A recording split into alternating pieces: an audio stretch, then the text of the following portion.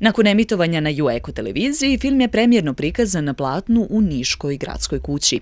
Ljubitelji alpinizma i ekstremnih sportova, kao i prijatelji planinara, došli su na promociju kako bi i ilustrovano mogli da se uvere kako izgleda odlazak na jednu ekspediciju na vrh čija je visina veća od 7500 metara.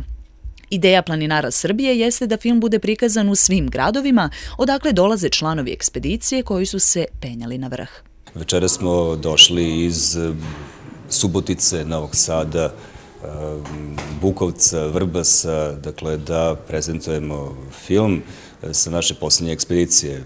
U julu mesecu ove godine bili smo na Mustagati, na planini Kven Lun, u Kini, u pokrajini Xinjiang.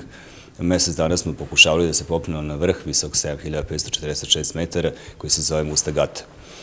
Sa te ekspedicije smo doneli nešto video materijala od kojeg je naš drugar, prijatelj Srđan Olman sa Subotičke televizije napravio jedan pristojan film kojeg evo večeras prikazujemo gledalištu ovde kod vas u Nišu. Planinari su osim samog penjanja na vrh imali i zadatak da sa svoje 2 kamere zabeleže bar deo onoga što su proživeli tokom mesec dana ekspedicije. Ideja je bila da se od snimljenog materijala napravi putopis koji neće biti samo ilustracije uspona na vrh, nego svega onoga kroz šta su planinari prošli od polaska iz Srbije do povratka kući. Materijal dugačak oko 6 sati. Ja sam imao zadatak da od toga napravim jedan film. Sa planinarima je bio dogovor da to bude oko pola sata, dakle 5 minuta plus minus.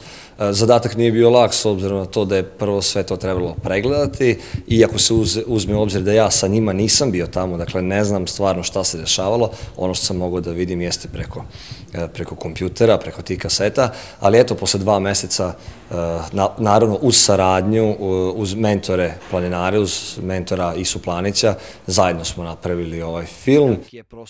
Nakon filma, publika je imala priliku da porazgovara sa planinarima i čuje još neka iskustva koja su stečena na ovoj ekspediciji.